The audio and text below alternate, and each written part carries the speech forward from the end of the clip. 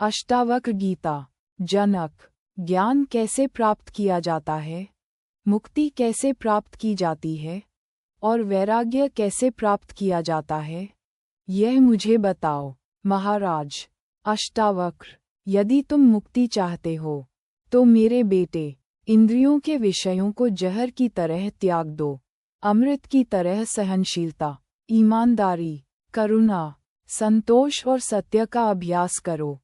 तुम पृथ्वी, जल, अग्नि, वायु या आकाश जैसे तत्वों से बने नहीं हो। मुक्त होने के लिए अपने आप को चेतना से बना हुआ जानो, इनका साक्षी। यदि तुम केवल चेतना में विश्राम करोगे, अपने आप को शरीर से अलग देखोगे, तो तुम अभी भी सुखी, शांत और बंधनों से मुक्त हो जाओगे। तुम ब्राह्मण या किसी अन्य जाति के नहीं हो। तुम किसी भी अवस्था में नहीं हो। नहीं तुम कुछ ऐसा हो जिसे आँख देख सके। तुम अनासक्त और निराकार हो, सब कुछ के साक्षी हो, इसलिए खुश रहो। धर्म और अधर्म, सुख और दुख पूरी तरह से मन के हैं और तुम्हारा इससे कोई लेना देना नहीं है। न तो तुम कर्ता हो, न ही फल भोगने वाले, इसलिए तुम हमेशा मुक्त हो। तुम सब कुछ के एकमात्र साक्षी हो और हमेशा पूरी तरह से मुक्त हो।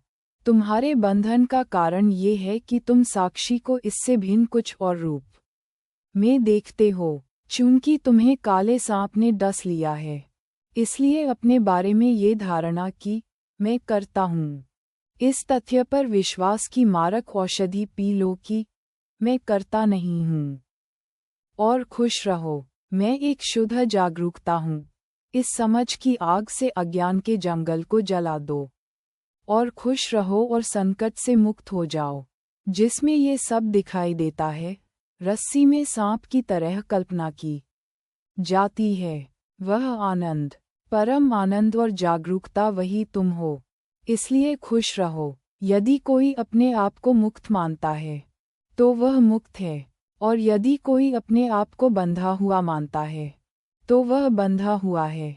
यहाँ ये कहावत सत्य है। सोचने से ऐसा होता है। आपकी वास्तविक प्रकृति एक परिपूर्ण, मुक्त और क्रियाहीन चेतना, सर्वव्यापी साक्षी के रूप में है, किसी भी चीज से अनासक्त, इच्छा रहित और शांत। ये भ्रम है कि आप संसार में उलझे हुए हैं। अपने आप को गतिहीन जागरूकता के रूप में ध्यान करें, किसी भी द्वैतवाद से मुक्त। इस गलत विचार को त्याग दें कि आप केवल एक व्युत्पन्न चेतना हैं, या कुछ भी बाहरी या आंतरिक। आप लंबे समय से शरीर के साथ पहचान के जाल में फंसे हुए हैं। इसे ज्ञान के चाकू से काटें कि मैं जागरूकता हूँ, और खुश रहो। मेरे बेटे, आप वास्तव में पहले से ही असंबद्ध और क्रियाहीन, स्वयं प्रकाशमान और बेदाग हैं। आपके बंधन का कारण ये है कि आप अभी भी मन को शांत करने का सहारा ले रहे हैं। ये सब वास्तव में आपके द्वारा भरा गया है और आपके भीतर फैला हुआ है। क्योंकि आप जो हैं वह शुद्ध जागरूकता है, इसलिए छोटी सोच न रखें। आप बिना शर्त और परिवर्तन के हैं, निराकार और अचल, अथाह जागरूकता और अविचल हैं। इसलिए चेतना के अलावा किसी और चीज को न पकड़ें। ये पहचानो कि जो प्रत्यक्ष है वह मिथ्या है, जबकि जो अप्रकट है वह स्थायी है। सत्य की इस दीक्षा के द्वारा तुम मिथ्यात्व में पुनः गिरने से बच जाओगे। जैसे दर्पण अपने प्रतिबिंबों के भीतर तथा बाहर सर्वत्र विद्यमान रहता है, वैसे ही परमेश्वर इस शरीर के भीतर तथा बाहर सर्वत्र विद्यमान है। जैसे एक ही सर्वव्यापी आकाश घड़े के भीतर तथा बाहर विद्यमान है, वैसे ही सनातन चिरस्थायी परमेश्वर समस्त वस्तुओं में विद्यमान है। जनक, वास्तव में मैं निष्कलंक तथा शांत हूँ, प्राकृतिक कारणता से परे जागरूकता हूँ। इस पूरे समय में मोह से ग्रस्त रहा हूँ। जैसे मैं ही इस शरीर को प्रकाश देता हूँ, वैसे ही मैं संसार को भी देता हूँ। परिणामस्वरूप सारा संसार मेरा है, या फिर कुछ भी मेरा नहीं है। इसलिए अब जब मैंने शरीर तथा अन्य सब कुछ त्याग दिया है, तो किसी न किसी सौभाग्य से मेरा सच्चा स्वरूप स्पष्ट हो गया है। जैसे लहरें, झाग तथा बुलबुले जल से भिन्न नहीं हैं, वैसे ही यह सब जो स्वयं से निकला है, वह स्वयं के अतिरिक्त और कुछ नहीं है। जिस प्रकार विश्लेषण करने पर कपड़ा मात्र धागा ही पाया जाता है, उसी प्रकार विश्लेषण करने पर ये सब स्वयं के अतिरिक्त और कुछ नहीं पाया जाता। जैसे गन्ने के रस से बनी चीनी में वही स्वाद व्याप्त होता है, उसी प्रकार मुझसे उत्पन्न ये सब भी मुझसे ही व्याप्त है। स्वयं के अज्ञान से संसार प्रकट होता है, तथा स्वयं के ज्ञान से वह फिर प्रकट नहीं होता। रस्सी के अज्ञान से सांप प्रकट होता है, तथा उसके ज्ञान से वह फिर प्रकट नहीं होता। चमकना मेरा मूल स्वभाव है, तथा मैं उससे परे कुछ भी नहीं हूँ। जब संसार चमकता है, तो केवल मैं ही चमकता हूँ। ये सब मुझमें अज्ञान के कारण कल्पित रूप से प्रकट होता है।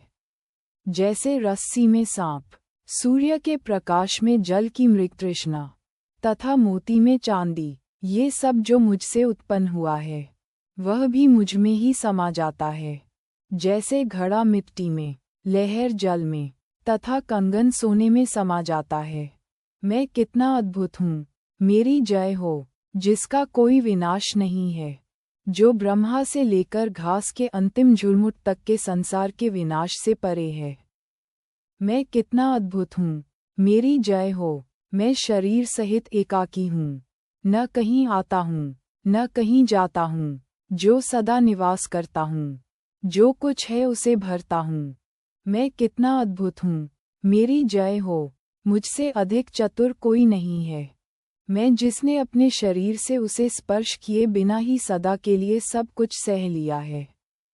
मैं कितना अद्भुत हूँ, मेरी जय हो, मेरे पास कुछ भी नहीं है, या फिर मेरे पास वह सब कुछ है जिसका वाणी और मन उल्लेख कर सकते हैं। ज्ञान, जानने योग्य वस्तु और ज्ञाता, ये तीनों वास्तव में विद्यमान नहीं हैं। मैं वह निष्कलंक वास्तविकता हूँ, जिसमें वे अज्ञानता के कारण प्रकट होते हैं। वास्तव में द्वैतवाद ही दुख का मूल है। इसका कोई दूसरा उपाय नहीं है सिवाय इस अनुभूति के कि यह सब जो हम देखते हैं वह असत्य है, और मैं ही चेतना से युक्त एक निष्कलंक वास्तविकता हूँ। मैं शुद्ध चेतना हूँ, यद्यपि अज्ञानता के कारण मैंने अपने आप को अतिरिक्त गुणों वाला मान लिया है। इस प्रकार निरंतर चिंतन करने से मेरा निवास अकल्पित में है। मेरे लिए यहाँ न तो बंधन है, न मोक्ष।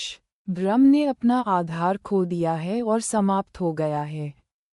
वास्तव में ये सब मुझमें विद्यमान है, यद्यपि अंततः यह मुझमें विद्यमान भी नहीं है।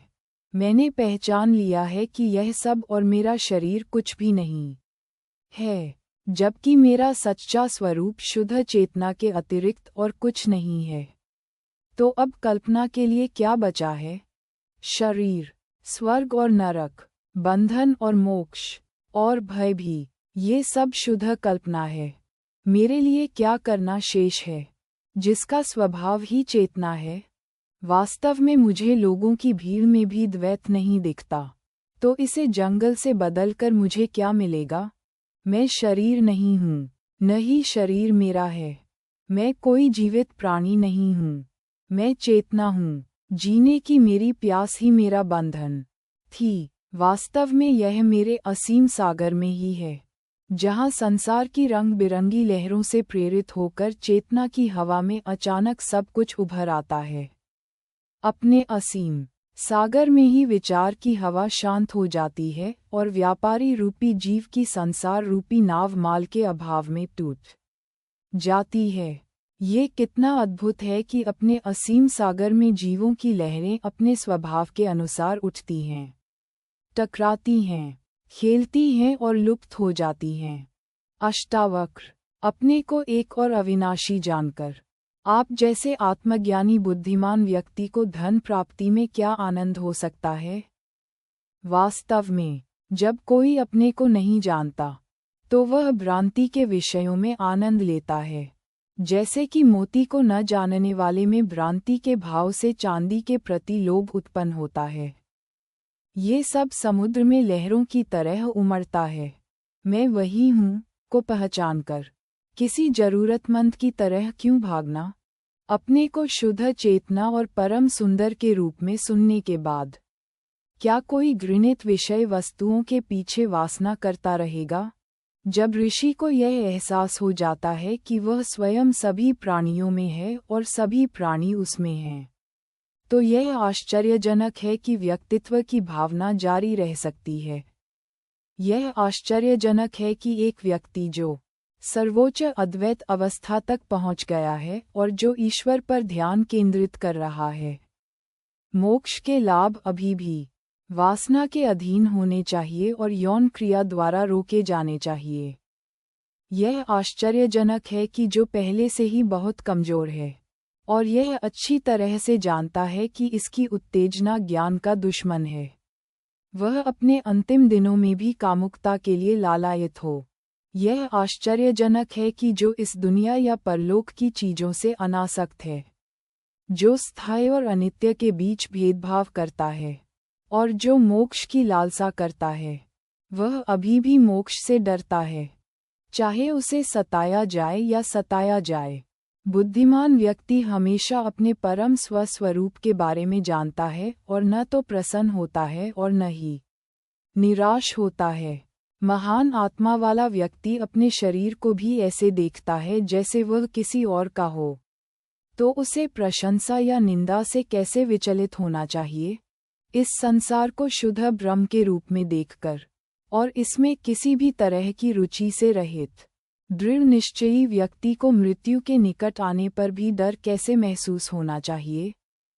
जिस महात्मा का मन निराशा में भी कामना से रहित है तथा जिसने आत्मज्ञान में संतोष पाया है, उसकी तुलना किससे की जा सकती है? जो दृढ़चित है तथा जो जानता है कि जो कुछ मैं देख रहा हूँ वह स्वभावतः शून्य है, वह एक वस्तु को ग्रहण करने योग्य तथा दूसरी को त्यागने योग्य कैसे मान सकता है? जो भोग अपने आप प्राप्त होता है, वह उस व्यक्ति के लिए न तो दुखदायी होता है न सुखदायी, जिसने आसक्ति को त्याग दिया है तथा जो द्वैत और कामना से मुक्त है। जनक, आत्मज्ञानी बुद्धिमान व्यक्ति सांसारिक भोगों का खेल खेलते हुए संसार के मोहग्रस्त भारवाहक पशुओं से किसी भी प्रकार की समानता नहीं रखता। सचमुच, जिस अवस्था को पाने के लिए इंद्र से लेकर सभी देवता निराश होकर तरसते हैं, उस अवस्था में स्थित होने पर भी योगी को कोई उत्साह नहीं होता। जिसने उसे जान लिया है, वह अच्छे या बुरे कर्मों से अछूता रहता है, जैसे आकाश धुएं से अछूता रहता है, चाहे वह कितना भी बड़ा क्यों न हो। इस संपूर्ण जगत को स्वयं ही जानने वाले महात्मा को अपनी इच्छानुसार जीने से कौन रोक सकता है? ब्रह्मा से लेकर तृण के अंतिम तृण तक चारों प्रकार के प्राणियों में केवल ज्ञानी पुरुष ही इच्छा और द्वेष का नाश करने में समर्थ है। वह पुरुष दुर्लभ है जो अपने को जगत का अविभाज्य स्वामी जानता है, और जो ऐसा जानता है वह किसी से नहीं डरता। अष्टावक्र, तुम किसी से बंधे नहीं हो, तुम जैसे शुद्ध पुरुष को क्या त्याग करना है? इस जटिल जीव को विश्राम देकर तुम विश्राम में जा सकते हो। ये सब तुमसे उत्पन्न होता है, जैसे समुद्र से बुलबुला निकलता है। अपने को इस प्रकार एक जानकर तुम विश्राम में जा सकते हो। ये सब तुम्हारी आंखों के सामने होते हुए भी, असार होते हुए भी, तुम में जैसे तुम हो निष्कलंक नहीं है। ये रस्सी में सांप के समान प्रतीत होता है, अतः तुम विश्राम में जा सकते हो। दुख और सुख में समान, आशा और निराशा में समान, जीवन और मृत्यु में समान तथा पूर्ण रूपेण तुम अपने विश्राम में जा सकते हो। जनक, मैं अंतरिक्ष के समान अनंत हूँ और प्राकृतिक जगत घड़े के समान है। इसे जानना ही ज्ञान है, और फिर इसका न तो त्याग है, न स्वीकार है, न निरोध है। मैं सागर के समान हूँ और वस्तुओं की बहुलता एक लहर के समान है। इसे जानना ही ज्ञान है, और फिर इसका न तो त्याग है, न स्वीकार है, न निरोध है। मैं मोती के समान हूँ, और कल्पित जगत चांदी के समान है। इसे जानना ही ज्ञान है, और फिर इसका न तो त्याग है, न स्वीकार है, न निरोध है। इसके विपरीत मैं सभी प्राणियों में हूँ, और सभी प्राणी मुझ में हैं। इसे जानना ही ज्ञान है, और फिर इसका न तो त्याग है, न स्वीकार है, न निरोध है। जनक, अपने अनंत सागर में संसार की नाव अपनी ही आंतरिक हवा से बहती हुई इधर उधर भटकती रहती है। मैं उससे विचलित नहीं होता। विश्व की अपनी ही प्रकृति की लहर को मेरे ही अनंत सागर में उठने या विलीन होने दो।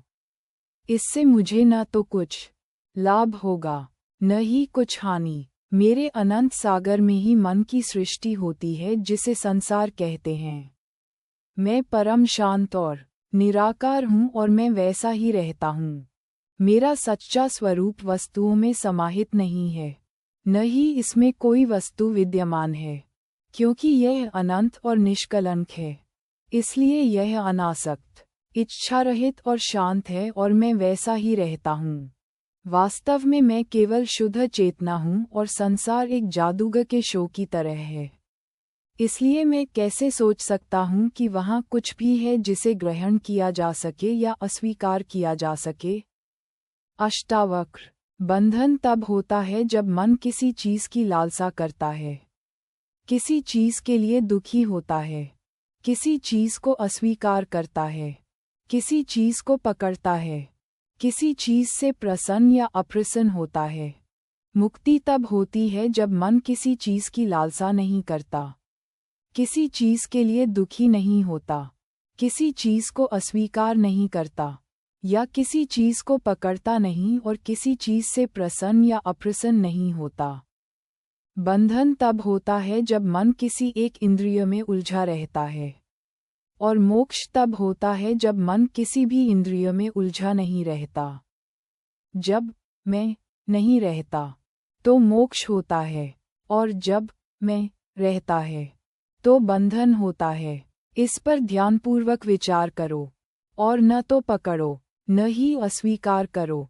अष्टावक्र, जब ये जान लो कि किए और न किए जाने वाले कार्यों का द्वैत कब समाप्त हो गया है, या जिसके लिए वे होते हैं वह समाप्त हो गया है, तब तुम अभी और यहीं ऐसी चीजों के प्रति उदासीनता द्वारा त्याग और दायित्वों से परे जा सकते हो। मेरे बेटे, वह भाग्यशाली व्यक्ति दुर्लभ है जिसके संसार के व्यवहार के अवलोकन से उसकी जीने की प्यास, सुख की प्यास और ज्ञान की प्यास बुझ गई हो। ये सब अनित्य है और 3 प्रकार के दुखों से खराब हो गया है। इसे आसार, घृणित और त्यागने योग्य मानकर मनुष्य शांति प्राप्त करता है।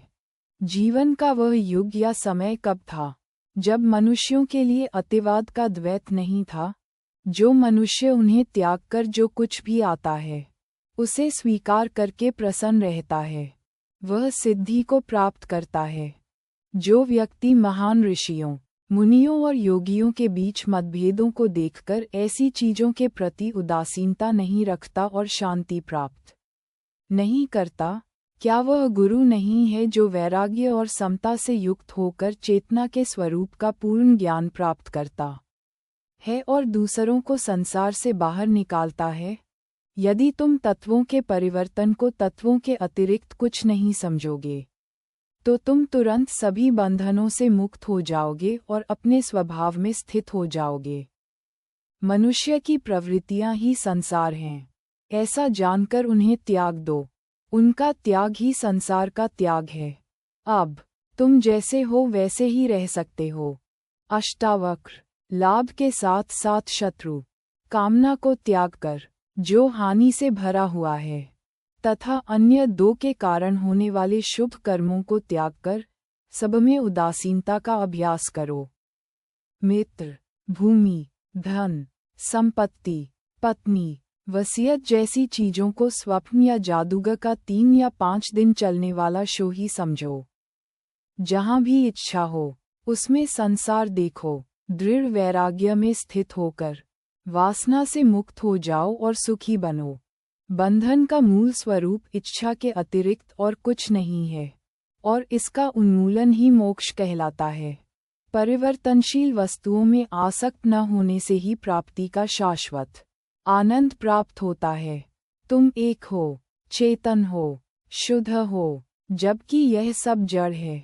अज्ञान अपने आप में कुछ नहीं है, तो तुम्हें समझने की इच्छा की क्या आवश्यकता है?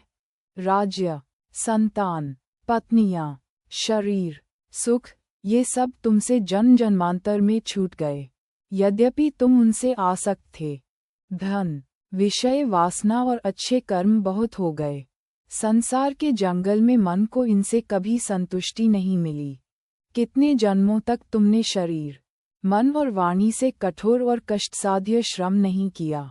अब अंतिम पड़ाव, अष्टावक्र, अविचल और तनावरहित होकर, ये समझकर कि होना, न होना और परिवर्तन वस्तुओं का स्वभाव है, मनुष्य आसानी से शांति पा लेता है। शांति में सभी इच्छाओं को त्याग कर और यह महसूस करके कि यहाँ कुछ भी नहीं है सिवाय भगवान के, जो सभी चीजों का निर्माता है, व्यक्ति अब किसी भी चीज से आसक्त नहीं रहता। यह महसूस करके कि दुर्भाग्य और सौभाग्य भाग्य से आते हैं, व्यक्ति संतुष्ट हो जाता है। उसकी इंद्रियां नियंत्रण में रहती हैं और उसे पसंद या नापसंद नहीं होता। यह महसूस करके कि सुख और दुख, जन्म और मृत्यु भाग्य से हैं और उसकी इच्छाएं प्राप्त नहीं की जा सकती, व्यक्ति निष्क्रिय रहता है और कार्य करते समय भी आसक्त नहीं होता। यह महसूस करके कि दुख किसी और चीज से नहीं बल्कि सोचने से उत्पन्न होता है, सभी इच्छाओं को त्याग कर व्यक्ति इससे मुक्त हो जाता है और हर जगह खुश और शांत रहता है। यह महसूस करके कि मैं शरीर नहीं हूँ, न ही शरीर मेरा है, मैं जागरूकता हूँ, व्यक्ति सर्वोच्च अवस्था को प्राप्त करता है और फिर उसे किए या न किए गए कार्यों की याद नहीं रहती।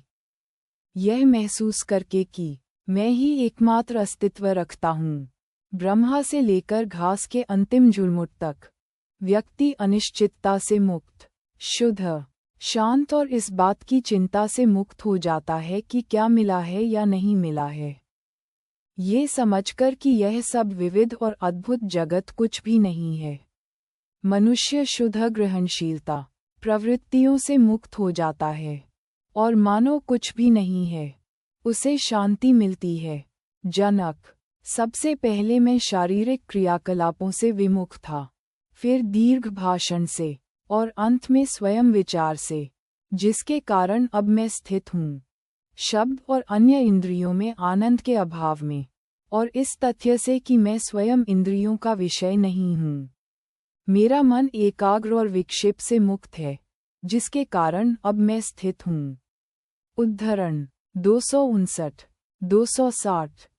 अस्वीकृति और अस्वीकृति की भावना को त्याग कर और आज सुख और निराशा को समाप्त करके, हे ब्राह्मण, मैं अब स्थित हूँ। एक समुदाय में जीवन, फिर ऐसी स्थिति से परे जाना, ध्यान और मन द्वारा बनाए गए विषयों का उन्मूलन, इनके माध्यम से मैंने अपनी त्रुटि देखी है और अब मैं स्थित हूँ। जैसे कर्मों का प्रदर्शन अज्ञान के कारण होता है, वैसे ही उनका त्याग भी होता है। इस सत्य को पूरी तरह से पहचानकर अब मैं स्थित हूँ। अकल्पनीय के बारे में सोचना, विचार के प्रति अस्वाभाविक कार्य करना है। अतः ऐसी साधना को त्याग कर मैं अब स्थिर हो गया हूँ।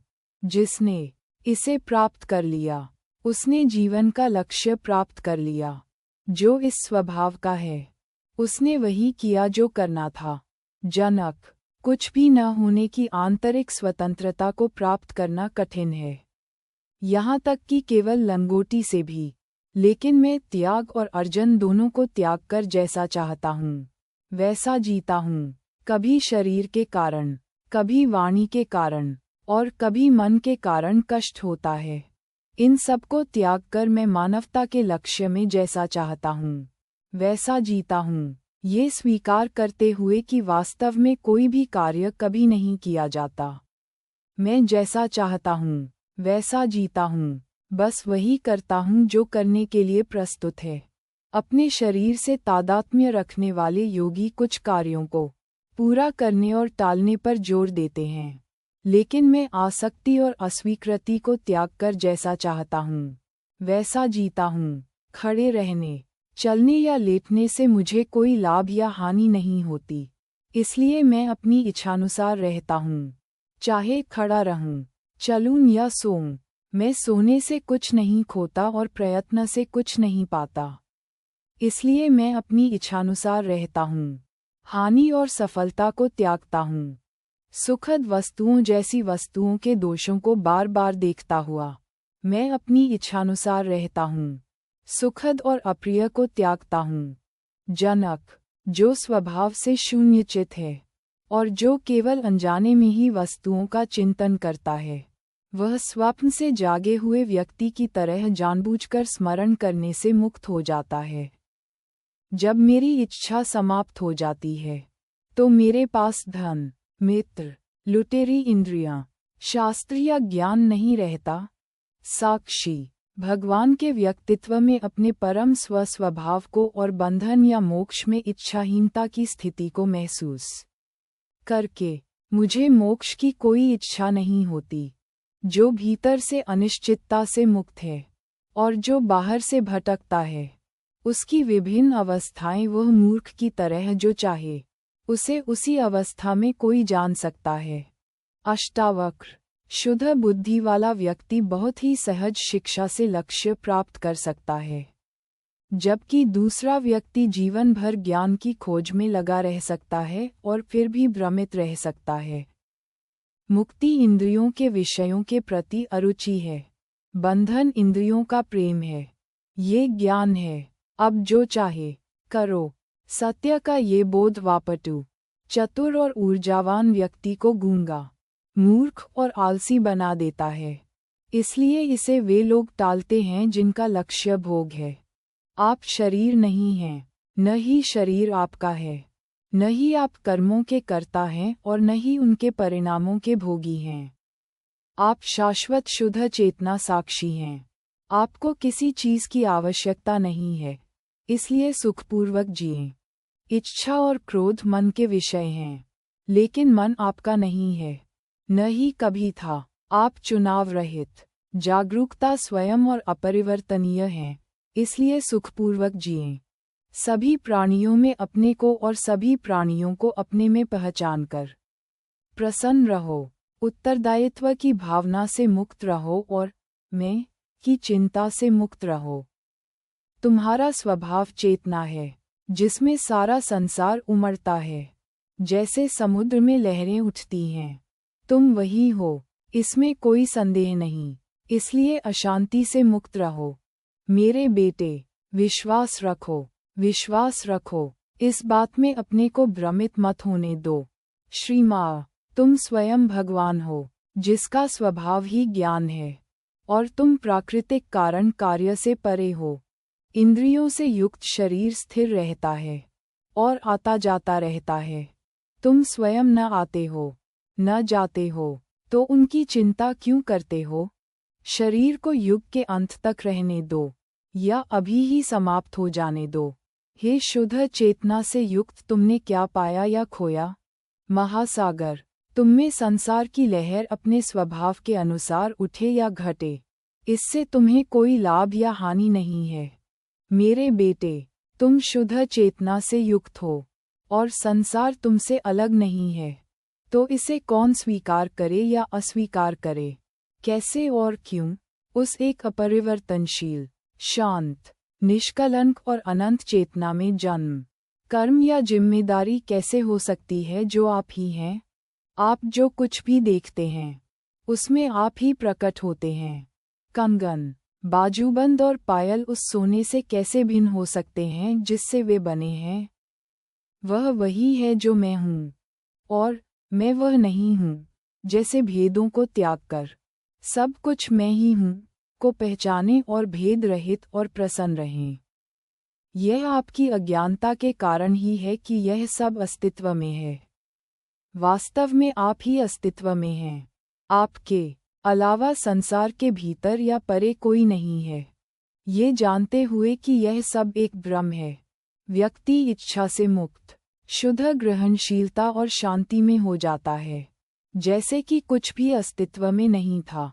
अस्तित्व के सागर में केवल एक ही चीज अस्तित्व में थी, है और रहेगी। आपको कोई बंधन या मुक्ति नहीं है। सुखी और संतुष्ट रहें। शुद्ध चेतना होने के नाते पक्ष और विपक्ष के विचारों से अपने मन को विचलित न करें। शांति में रहें और आनंद के सार अपने आप में प्रसन्न रहें। ध्यान को पूरी तरह त्याग दो, लेकिन मन को किसी भी चीज पर पकड़कर मत रखो। तुम स्वभाव से ही स्वतंत्र हो, इसलिए मन को मजबूर करके तुम क्या हासिल करोगे?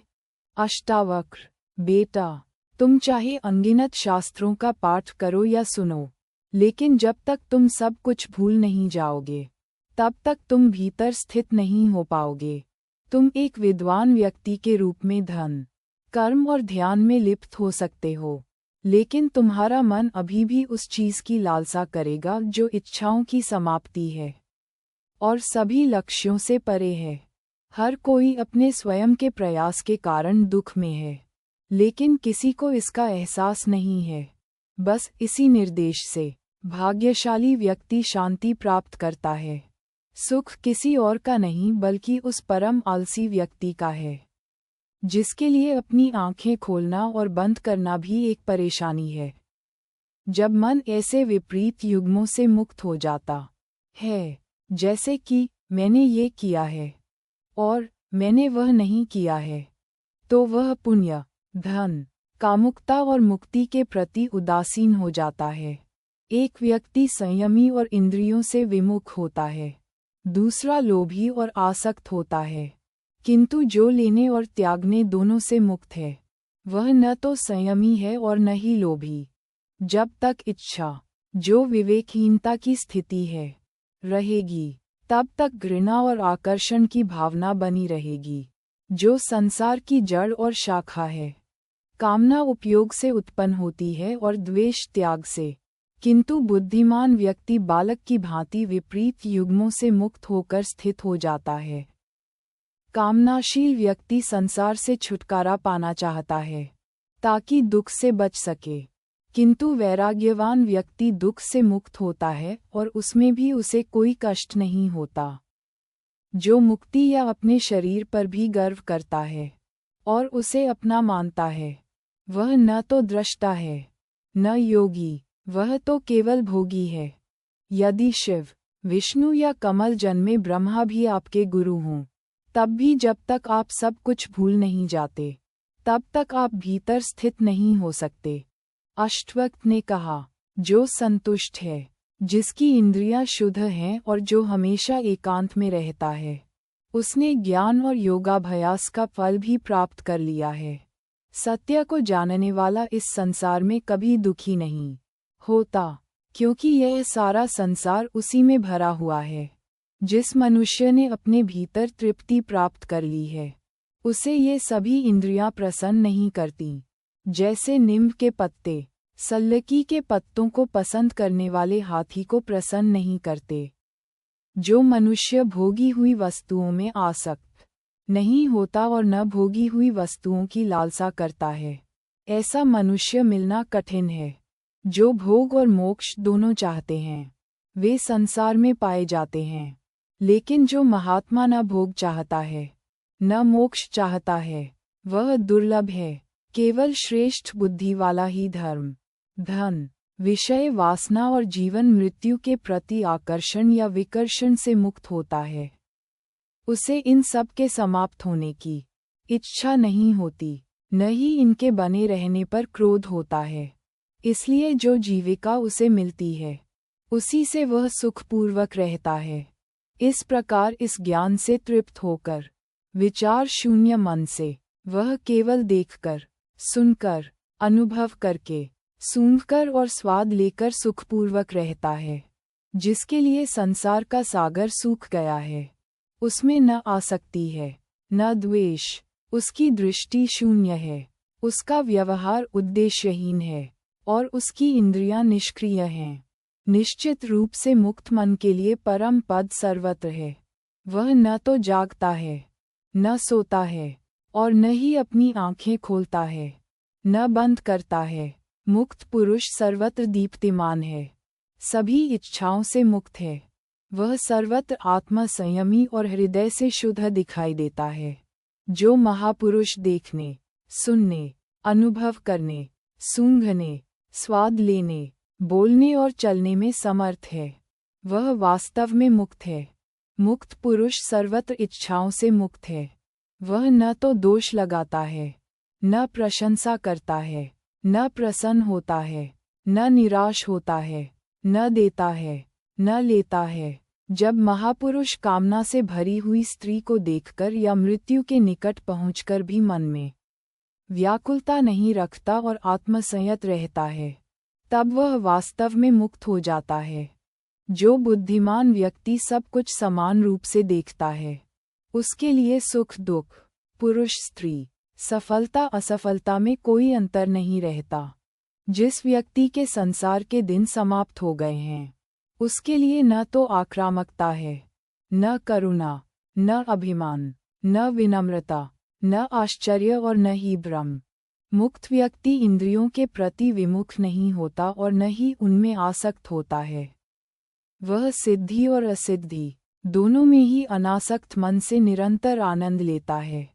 शून्य मन से परम अवस्था में स्थित व्यक्ति आंतरिक शांति और आंतरिक शांति की कमी तथा अच्छाई और बुराई के विकल्पों को नहीं जानता। मैं और मेरे से मुक्त और जिम्मेदारी की भावना से मुक्त कुछ भी नहीं है, इस बात से अवगत। सभी इच्छाओं के भीतर से समाप्त होकर व्यक्ति अभिनय करते हुए भी कार्य नहीं करता। जिसका चिंतनशील मन विलीन हो जाता है, वह अवर्णनीय अवस्था को प्राप्त करता है और मोह, स्वप्न और अज्ञान के मानसिक प्रदर्शन से मुक्त हो जाता है। अष्टावक्र, जिसकी चेतना से मोह स्वयं स्वप्नवत हो जाता है, जो शुद्ध सुख, शांति और प्रकाश है, उसकी स्तुति हो। विभिन्न भोगों की प्राप्ति से मनुष्य को सभी प्रकार के सुख मिल सकते हैं, परंतु सब कुछ त्यागने के बिना सुखी नहीं हो सकता। जिस व्यक्ति के भीतर यह विचार करने की पीड़ा की प्रचंड धूप जल रही हो कि अभी भी कुछ करने की आवश्यकता है, उसके लिए शांति के अमृत की वर्षा के बिना सुख कैसे हो सकता है? यह अस्तित्व केवल कल्पना है, ये वास्तव में कुछ भी नहीं है। परंतु जो प्रकृतियां अस्तित्व और अस्तित्व में भेद करना जानती हैं, उनके लिए अस्तित्व नहीं है। स्वयं का क्षेत्र दूर नहीं है और न ही इसे उसके स्वभाव में सीमाएं जोड़कर प्राप्त किया जा सकता है। यह अकल्पनीय, सहज, अपरिवर्तनीय और निष्कलंक है। भ्रम के सरल उन्मूलन और अपने वास्तविक स्वरूप की पहचान से जिनकी दृष्टि निर्मल है, वे दुख से मुक्त रहते हैं। सब कुछ कल्पना मात्र है और स्वयं को नित्य मुक्त जानकर बुद्धिमान व्यक्ति को मूर्ख की तरह कैसे व्यवहार करना चाहिए? स्वयं को ईश्वर और सत्ता अस्तित्व को कल्पना मात्र जानकर कामना से मुक्त व्यक्ति को क्या सीखना, कहना या करना चाहिए? जो योगी सब कुछ मैं ही हूँ को समझकर मौन हो गया है, उसके लिए मैं ये हूँ या मैं यह नहीं हूँ जैसे विचार समाप्त हो जाते हैं। जो योगी शांति प्राप्त कर चुका है, उसके लिए कोई विक्षेप या एकाग्रता नहीं रहती, कोई उच्च ज्ञान या अज्ञान नहीं रहता, कोई सुख या दुख नहीं रहता। स्वर्ग का राज्य या भिक्षा, लाभ या हानि, मनुष्यों के बीच रहना या जंगल में रहना, इनसे उस योगी को कोई फर्क नहीं पड़ता, जिसका स्वभाव भेदभाव से मुक्त होना है।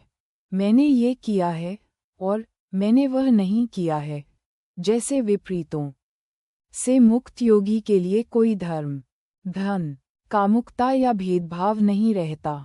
जीवित रहते हुए मुक्त योगी के लिए कुछ भी करने की आवश्यकता नहीं रहती, न ही उसके हृदय में कोई आसक्ति रहती है। वस्तुएं तो जीवन पर्यंत के लिए हैं, शांत हुए महात्मा के लिए न तो कोई मोह है, न संसार, न ध्यान, न मोक्ष। ये सब वस्तुएं तो कल्पना के दायरे में हैं। जिसके द्वारा ये सब देखा जाता है वह समझ सकता है कि यह सब नहीं है। परंतु निष्काम पुरुष क्या करे? उसे देखकर भी वह नहीं देखता। जिसके द्वारा परम ब्रह्म देखा जाता है वह सोच सकता है कि मैं ब्रह्म हूँ। परंतु जो विचारहीन है, जो द्वैत नहीं देखता, वह क्या सोचे? जिसके द्वारा आंतरिक व्याकुलता देखी जाती है वह उसे समाप्त कर सकता है। परंतु सज्जन पुरुष विचलित नहीं होता।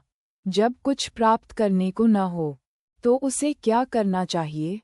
ज्ञानी पुरुष सांसारिक पुरुष के विपरीत सांसारिक व्यक्ति की तरह रहते हुए भी अपने अंदर की शांति, व्याकुलता या दोष नहीं देखता।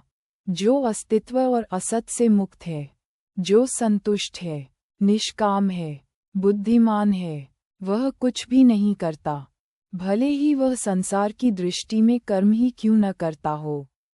जो बुद्धिमान व्यक्ति जो कुछ करने के लिए प्रस्तुत है उसे करता रहता है, उसे न तो क्रिया में कठिनाई होती है और न ही निष्क्रियता में।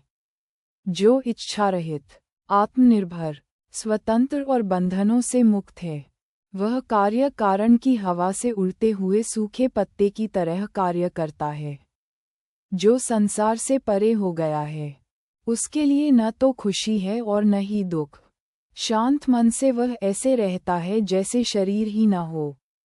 जिसका आनंद अपने आप में है और जो भीतर से शांत और शुद्ध है, उसे त्याग या किसी भी चीज में हानि की भावना की कोई इच्छा नहीं होती।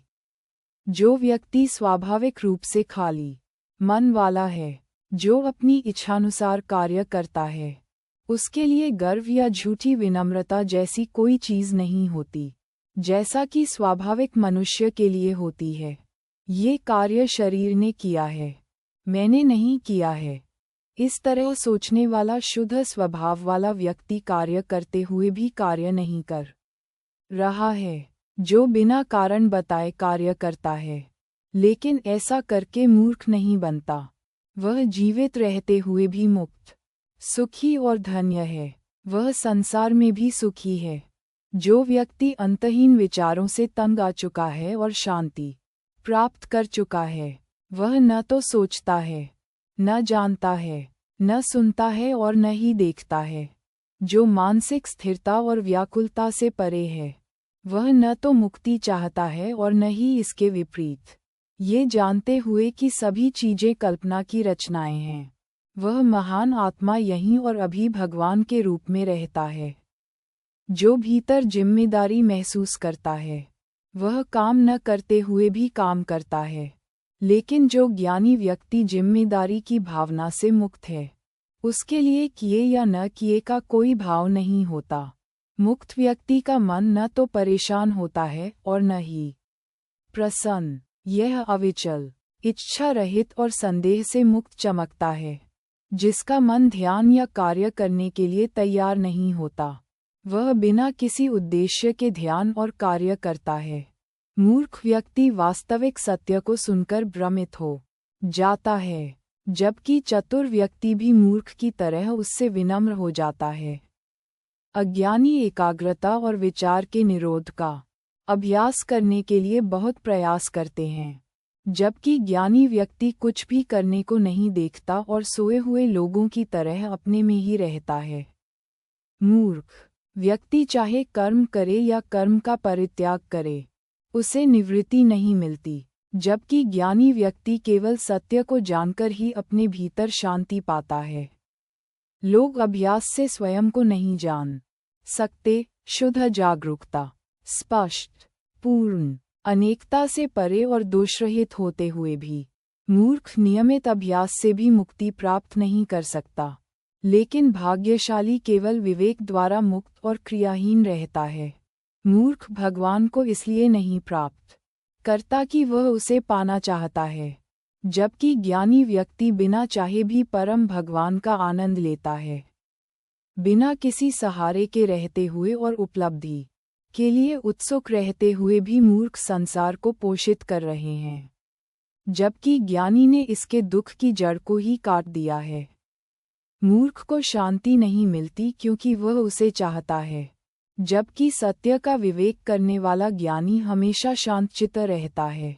जिसका ज्ञान उसके देखने पर निर्भर करता है, उसके लिए आत्मज्ञान कैसे हो सकता है? ज्ञानी यह और वह नहीं देखते, बल्कि खुद को अनंत मानते हैं।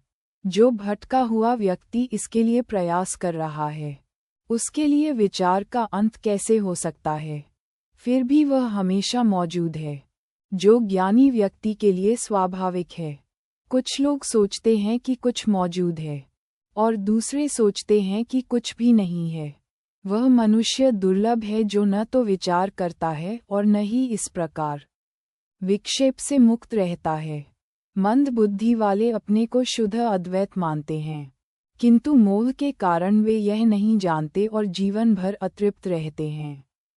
मुक्ति चाहने वाले मनुष्य का मन भीतर विश्राम नहीं पाता, किंतु मुक्त मनुष्य का मन विश्राम न होने के कारण सदैव कामनाओं से मुक्त रहता है।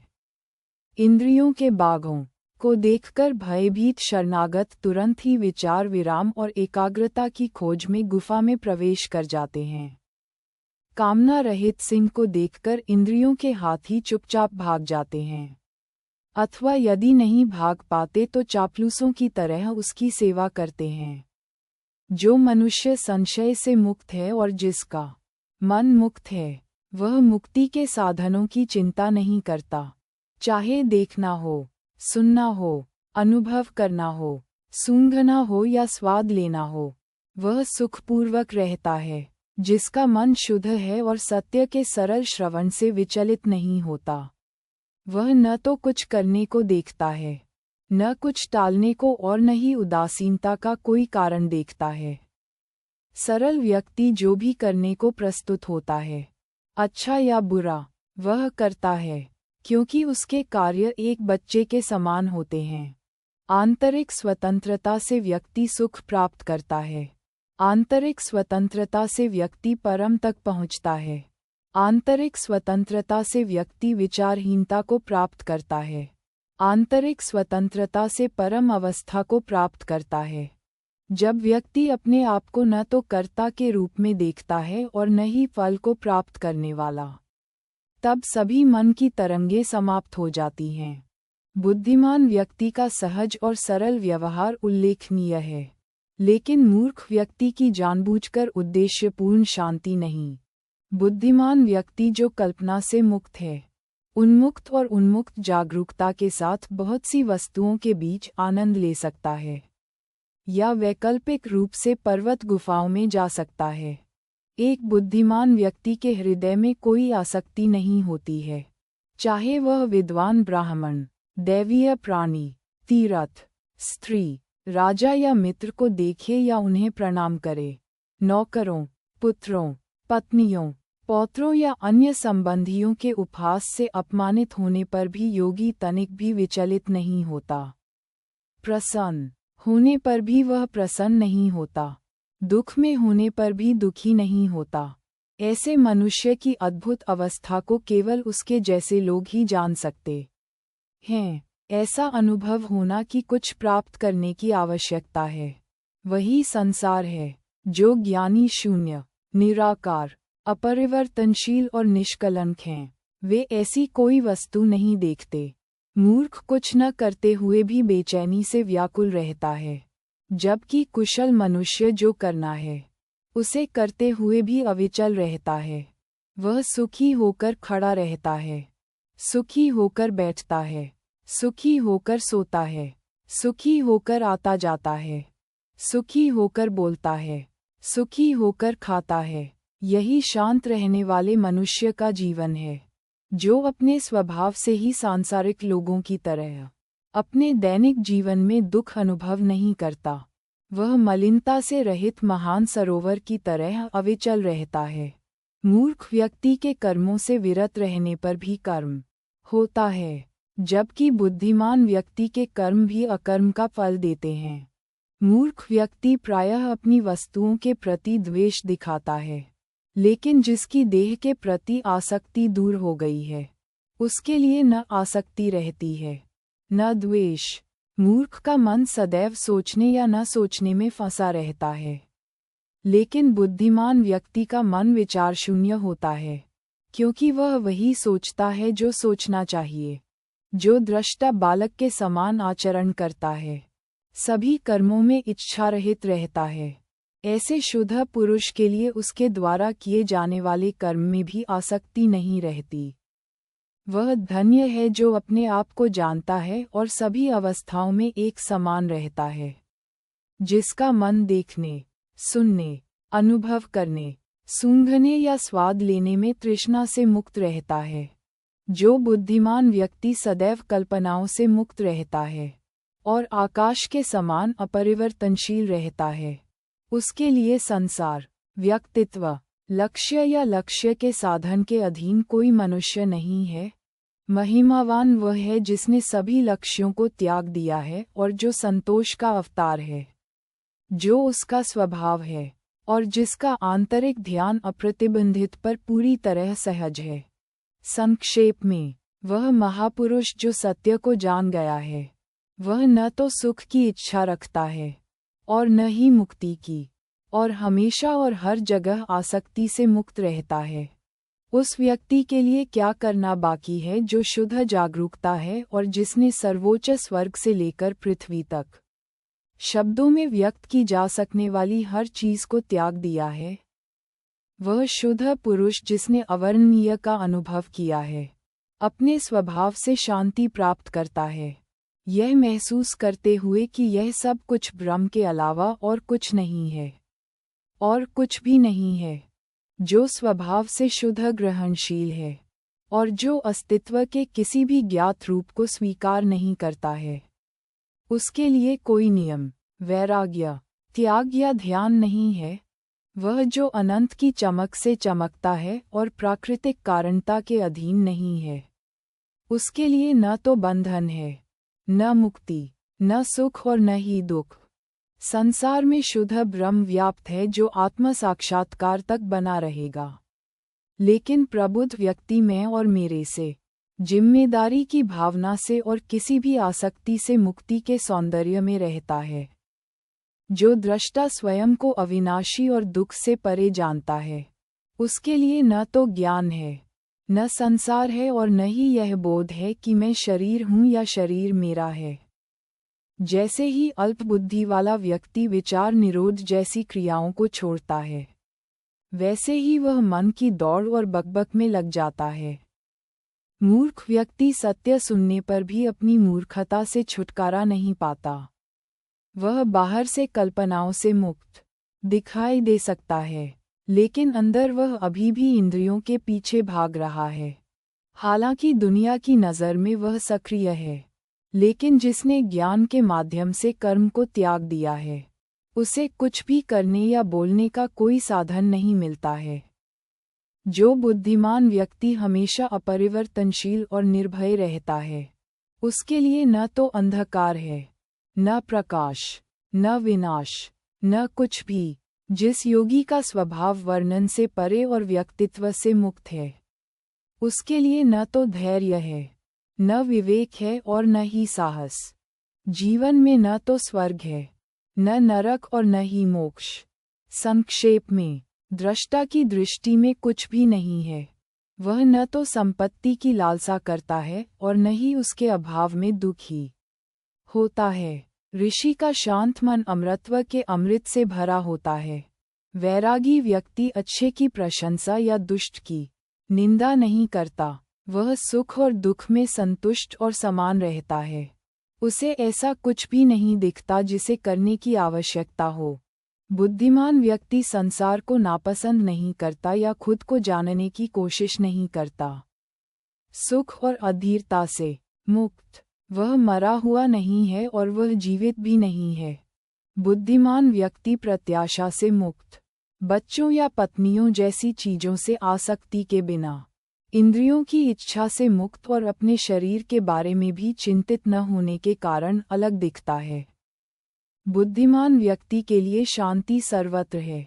जो कुछ भी उसके पास आता है उस पर जीता है, जहाँ चाहे घूमता है और जहाँ सूरज ढलता है वहीं सोता है, उसका शरीर उठे या गिरे।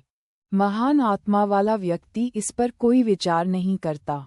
वह अपने वास्तविक स्वरूप की भूमि पर आकर संसार के बारे में सब कुछ भूल जाता है। बुद्धिमान व्यक्ति को अपने आप में पूर्ण होने और संपत्ति के बिना अपनी इच्छानुसार कार्य करने, द्वैत से मुक्त और संदेह से मुक्त होने और किसी भी प्राणी से आसक्ति के बिना रहने का आनंद मिलता है।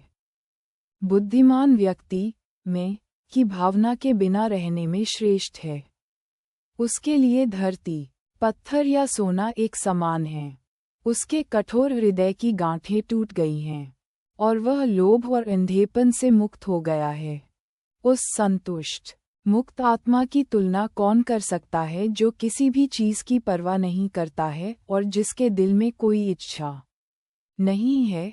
इच्छा से रहित ईमानदार व्यक्ति के अलावा कौन बिना जाने जानता है, बिना देखे देखता है और बिना बोले बोलता है।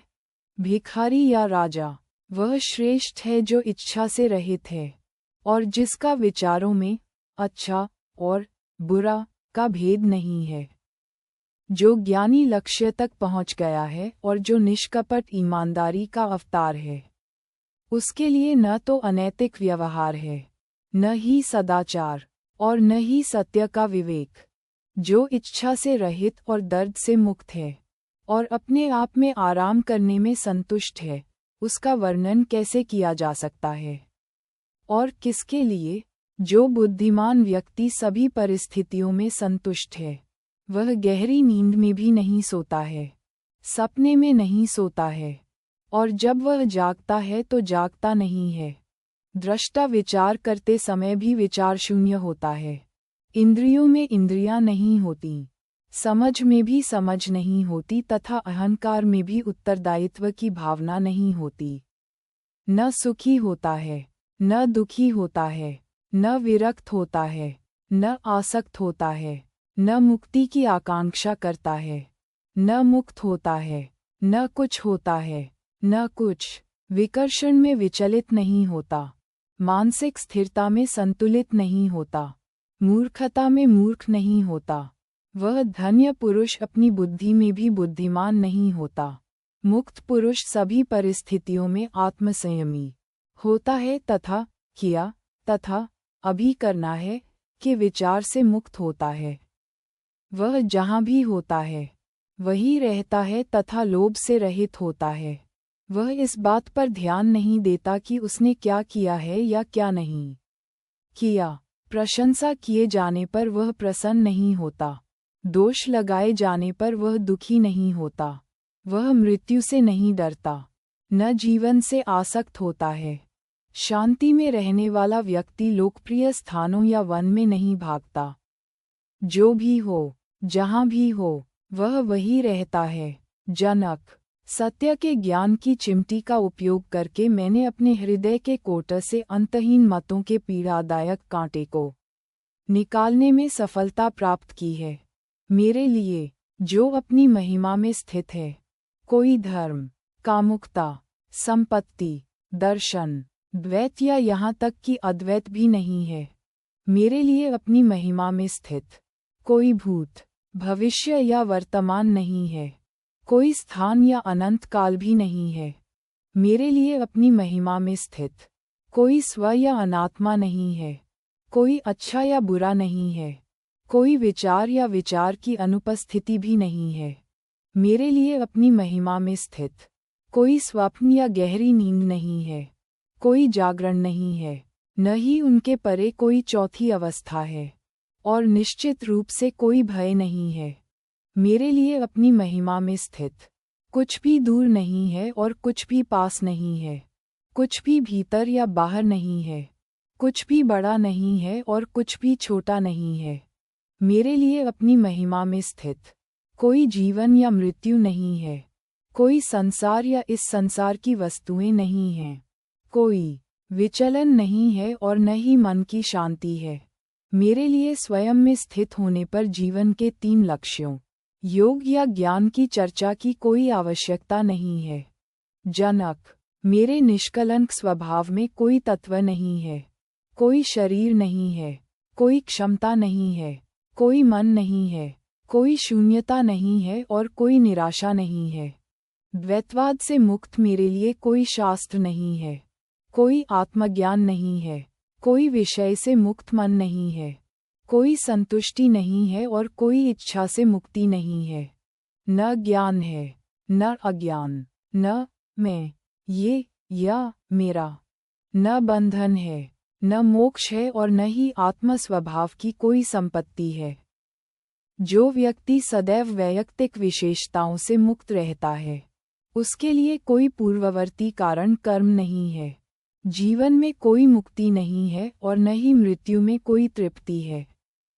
व्यक्तित्व से मुक्त मेरे लिए न कोई कर्ता है और न ही कोई परिणाम का भोगी। न कोई कर्म का अंत है, न कोई विचार का उदय है, न कोई तात्कालिक वस्तु है और न ही परिणामों का कोई विचार है।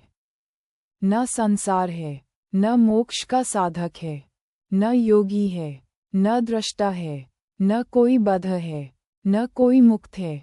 मैं अपने अद्वैत स्वरूप में स्थित रहता हूँ। न कोई उत्पत्ति है, न कोई प्रतिगमन, न कोई लक्ष्य, न साधन, न साधक, न सिद्धि। मैं अपने अद्वैत स्वरूप में स्थित रहता हूँ। मुझ जो सदा निष्कलंक हूँ। मेरे लिए कोई निर्धारक नहीं है, न कोई मापदंड है, न कोई मूल्यांकन करने योग्य वस्तु है, न कोई मूल्यांकन है। मुझ जो सदा निष्कर्म हूँ। मेरे लिए कोई व्याकुलता या मन की एकाग्रता नहीं है, न कोई अज्ञान है, न कोई मूर्खता है, न कोई सुख है, न कोई दुख है। मुझ जो सदा विचार विमर्श से मुक्त हूँ। मेरे लिए न कोई पारंपरिक सत्य है, न कोई परम सत्य है, न कोई सुख है, न कोई दुख है। मुझ जो सदा शुद्ध हूँ। मेरे लिए कोई माया नहीं है, न कोई संसार है, न कोई आसक्ति है, न कोई विरक्ति है, न कोई जीव है, न कोई ईश्वर है। मुझ जो सदा अचल और अविभाज्य हूँ, अपने आप में स्थित हूँ। मेरे लिए कोई क्रिया या अक्रिया नहीं है, न कोई मुक्ति है, न कोई बंधन है। मुझ धन्य और सीमाहीन के लिए न कोई दीक्षा है, न शास्त्र, न शिष्य, न गुरु, न मानव जीवन का कोई लक्ष्य, न कोई अस्तित्व है, न कोई अस्तित्व, न एकत्व है, न द्वैत। और क्या कहना है, मुझसे कुछ भी नहीं निकलता।